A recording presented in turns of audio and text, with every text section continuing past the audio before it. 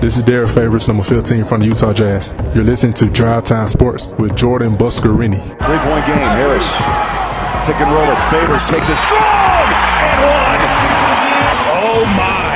Watch Derek Favors take a leap right here.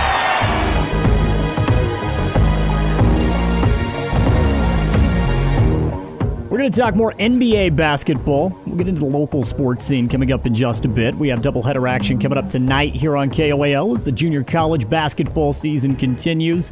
But a lot is happening in the NBA, and sometimes I think in the middle of the year or the middle of the season, and that's typically what February is, we start taking things for granted. Well, you can't do that this year because we're only playing 72 games, and the Utah Jazz have gotten off to their hottest start in franchise history at 20-5. This was a team that was 4-4 at one time. We're going to talk about that and more right now with Tom Perkins of HoopCityNews.com. Kind enough to join us over the phone. Tom, thank you again for the conversation. Looking forward to it.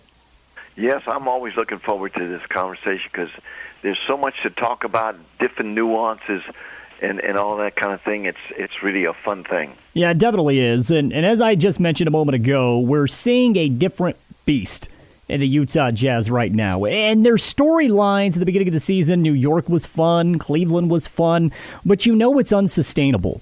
And here was a Jazz team that was sitting at 4-4, and I was seeing some obvious flaws within this squad. Can they score enough points offensively? I know what Quinn Snyder's teams can bring to the table on the defensive end. We know this. Okay, and they've been great in that realm, giving up just over 105 points per game. But can they score enough? Well, the answer to that question is yes, they can score enough. And they just seem to be getting better and better. And when you look at Jordan Clarkson and what he's bringing off of the bench, and we've seen Bojan Bogdanovic start to improve his offensive efficiency and output, this is a team that is legitimate. The 20-5 mark, when you get to 25 games and you have a record, a winning percentage of .800, you're doing something right. I mean, this team is legit. There's no question about that. Without a doubt. And, you know, Rudy Gobert has really stepped up to be a real legitimate big man. And of course, we know about the young guys. You know, Mitchell is just rocking it, along with Bogdanovic, who would have really helped them last year if he was on the roster. But so, yeah, this is a solid team, and they've had some really great wins. I mean, the past 5 games, they're 5-0, and last game they lost was to the Nuggets, which is a very legitimate team, the Nuggets. But, you know, they've beaten the Hawks, they've beaten the Hornets, Pacers, and Celtics. And tonight is a nice test with the Bucks. Tomorrow. Yeah, tomorrow night. Tomorrow night, I'm sorry. Yep. Yeah, tomorrow night is a nice test with the Bucks. But, yeah, it's this is a very, very solid team. And whoever they get beaten by, it's a real test for that team. Yeah, and I've got to come out and say, look, I'm never afraid to admit when I was wrong. And when Utah signed Rudy Gobert to a very lucrative deal, I wasn't the biggest fan of it. I understand what Rudy could bring to the table. However, I thought in order for him, or in order for Utah to justify giving him that amount of money with the way the game is going, Rudy had to be a 15-15 guy. And he's close to those numbers. He's averaging over 13 points, over 13 rebounds per game, another 3 blocks. And if you look at the PER, which I'm a big fan of the player efficiency rate, I think that statistic is very telling once you get a large enough sample size. And with Rudy, we have a large enough sample size. He's played every single game for this team up to this point in time, and he leads Utah as far as efficiency rate is concerned. So while I wasn't a fan of the big money that they gave Rudy, if he continues down this path, and I know we'll get into the MVP conversation in just a moment, you have to put him in the top 5 of that MVP conversation. There's no question. Without a doubt, because he's really shown himself this year. Also, I never thought it was a bad contract because when you have a big guy that is that talented and he's only 28, you better nail him down. You better nail him down, because if they would not have nailed him down to the max, they would have had all kind of distraction all year long about people talking about him going to this team, that team, the other team, Lakers, this, that, and the other. But now he's solidly in Utah for sure. Yeah, and I think there's a difference between a bad contract and a contract that can hamstring a team. For instance, you look at Washington. At the time that they gave John Wall that contract, it wasn't horrible. I mean, here you are trying to keep John Wall, an all-star point guard, in his hometown, right? In his homegrown town. Right. And it's the same conversation with Bradley Beal. Now, the Wizards gave out 2 contracts, and it made it very difficult for them to build around those 2. And then John Wall suffers an injury. And I'm not comparing the 2 situations. I'm just saying I don't fault Utah for giving that deal. However, when you are a quote-unquote small market or smaller market and you hand out 2 big paydays and you had to pay Donovan Mitchell, with Bogdanovich's deal and Jordan Clarkson's extension, it had to work for Utah because it gave them very little room to maneuver. Yeah, it really gave them almost no room. And so therefore that was very, very questionable without a doubt. Let's talk about the MVP race and the way things are shaping up. I mentioned that Rudy Gobert has to be in the top 5. There is no question about it. Hands down, this guy is he's a top 5 player in the game right now. I mean, you can't just look at statistics. You have to watch the game. And I'm not just saying that for Jazz fans as lip service. I mean, the fact is this guy's been a top 5 player. However, there's another guy in the Western Conference by the name of LeBron James and another guy by the name of Steph Curry. And so if I'm putting together an MVP ballot right now, I'd be hard-pressed to put anyone. Maybe Joel Embiid, maybe. I think Embiid probably deserves some run as well as a top 3 player. But outside of that, to me, it's between LeBron and Steph Curry. What Curry has done is incredible. And when you look at what LeBron has done at his age, Tom, best player in the NBA right now, and he's doing it without his Robin and Anthony Davis, who may be out for a little while. Yes, he might be. And just caution Laker fans, it's a stretched Achilles. And that's a very, complicated injury that you really have to give that some time to heal because from a stretch it goes to a tear and then that's it. But you're right. I think that LeBron has really shown himself to lead this team. I mean, they've won 6 in a row and I think 3 overtimes in a row. And that's a heavy burden on a guy 36 years old. And of course, Steph Curry will go down in history as one of the best guards ever because he can shoot like none other. He actually gave birth to Damian Lillard, okay? Yeah, I mean, he's been fantastic. And at times it's been, I felt bad for Steph Curry at times on this Golden State team. I mean, you go back a couple of nights ago, Draymond Green shot with 7 seconds left from the mid-stripe line.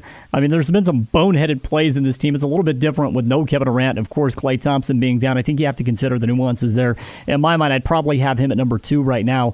But you mentioned LeBron and what the Lakers have done and what he's done at the age of 36. 3 straight overtime games, and it's not as if these overtime games have been to world beaters. It was an overtime game against Detroit, back-to-back overtime games against Oklahoma City. It was the first time since 1991 that the Lakers played in 3 consecutive overtime games, and they got victories in all 3 of those. Is that alarming to you, Tom, or is this a team that is simply built for June, built for May, not really focused on what's happening in February and just playing it safe, knowing that you have, I don't want to say aging veterans, but older guys, and Marc Gasol and LeBron James and Wesley Matthews. And these, Wesley Matthews is a guy that's had some big injury questions. Same thing with Marc Gasol. So when you look at it, is it more of a pace, a marathon, not a sprint for this team? Yeah, it probably is. And they're doing a lot of load management anyway. If they get some big leads, going into the fourth quarter, the middle of the fourth quarter, LeBron's out of there. So you can count on that because, they've got to go ahead and rest him whenever they can possibly rest him. So, yeah, it's more about load management, and it's a marathon. And they know that they need to be healthy, strong, and complete coming to the playoffs. Yeah, I don't think there's any doubt about that. And to me, this is still the odds-on favorite squad to win it all. And I believe they are the best team in the NBA. One of the things we were talking about on the show yesterday, and I'm going to go back to it, the Jazz have the 1 seed right now, half game better than the Lakers, 1 up on the loss column. I don't know if that stands, but how important is that for Utah? I mean, the fact that you would not have to get past both LA teams if Utah was to remain the 1. Now, you still would have to get through Denver. I believe Denver is going to be in that 4 or 5 spot, and then an LA team. And I know we're jumping way ahead. But for Utah to keep both of those LA teams in that 2 to 3 range, that's important for Utah. More important for the Jazz than it is the Lakers or the Clippers because home court's irrelevant when those 2 teams play. Without a doubt. I mean, Utah, they don't have to maintain this particular lead.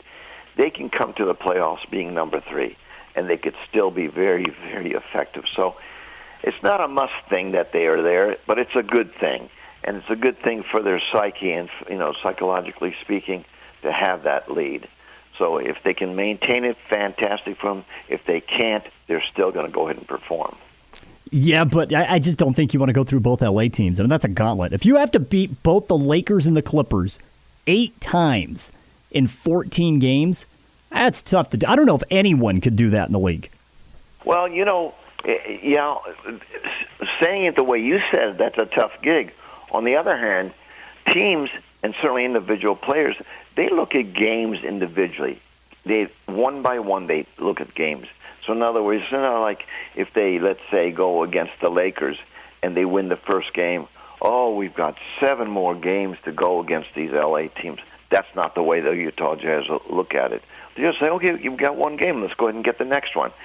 These guys, the mentality of these players is pretty high when it comes to understanding what you need to phase out and what you need to keep in the front of your mind. It all depends on how you're playing, if you're gelling, the style is right. If you're losing games properly, they don't need to be playing anybody where they get blown out by 38 points, and that's not happening to them. So I'm not so sure it's going to be a problem having them face both teams. And just think about this. Let's say they have to play the Clippers first, and they win those 4 games. And now they have to play the Lakers to get to the finals. Well, if they beat the Clippers, what an added punch that would be in their psyche. We beat the Clippers. We're ready for anybody. Yeah, it's a fair point. That's a good point. Tom, speaking of one game at a time, let's move on to a pretty pressing topic. That's the NBA All-Star Game. And a lot of players come out that have voiced frustration about the idea that the league wants to play an All-Star Game. And I, for one, I agree with the players for a number of reasons. One being, we've had all these precautions with COVID. We've had so many games delayed and postponed because of COVID. If you look at the NBA standings right now, the second half of the season, which the NBA has not released the schedule for yet, you have some teams that are really going to have to play makeup. I mean, it's just the way it's going to work. I know the Wizards are finally getting their game count back up already to 22 games, still behind the remainder of the league. I mean, this has been a problem throughout the entire season. It seems silly to me that the league would force an All-Star game when you're going to bring in very little revenue to begin with, knowing that it could lead to postponements beyond the All-Star game. We still don't know how COVID reacts, right? And we don't know what could happen in quote a bubble for an All-Star game that means next to nothing. On top of that, we're talking about the Lakers and load management. Well, the reason we're talking about the Lakers and load management is because this team literally won an NBA championship in October. That was 4 months ago. They were literally NBA champions 4 months ago. Here we are talking about them at 20-6 now. Same thing could be said for the Miami Heat, a team that has really struggled to stay healthy. They're 4 games under 500 in the Eastern Conference. In my mind, it just seems preposterous to even consider the idea of playing an All-Star game.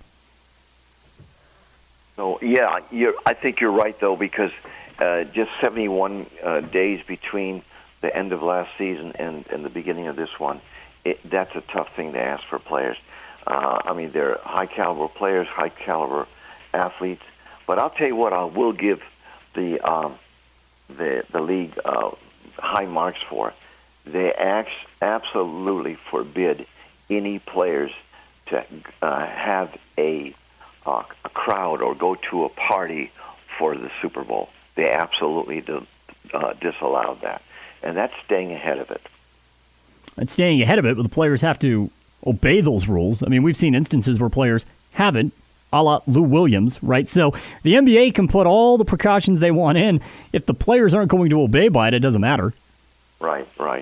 So, but the thing is, from what I gather, they had a total sum on all of that. They had control of that, the league, so that the players knew that, listen, if you get out of line, it's going to cost you a lot of money. How many players will opt out of an All-Star game? Oh, I don't think there'll be a mass opting out, but I mean, you could see that a guy like LeBron can afford it. In other words, how many players? The question should be, how many players can afford to opt out? There's a few. Yeah. Can afford to do that. There's a few that cannot afford to do that. Tom Perkins again of HoopCityNews.com joining us to talk some of the latest topics in the NBA. Tom, always a pleasure to get you on the show. Before I let you go, please let the listeners know where they can find more of your work. Okay, well, my website, of course, is HoopCityNews.com, and I write about everything NBA, even European basketball, and it's kind of a fun reading. And we're read now in 23 countries, and it's growing by leaps and bounds every month. So I would recommend that you get to HoopCityNews.com, start reading, and I think you'll have a very good time with some of the pages I have there. I have pages on salary, pages on player movement, rumors, and all that stuff. It's good stuff. Tom Perkins, again, a pleasure to get you on the show. I appreciate the time, Tom. We'll do it again soon. Thank you so much. Glad to be here. We're going to break for just a moment. We do have more Drive Time Sports coming up. When we return, we're going to move over to the local side of things. Again, doubleheader action coming up tonight. USU Eastern men and women's basketball. We'll talk to Coach Morgan Warburton Nelson. That's coming up next when we return right here on Drive Time Sports.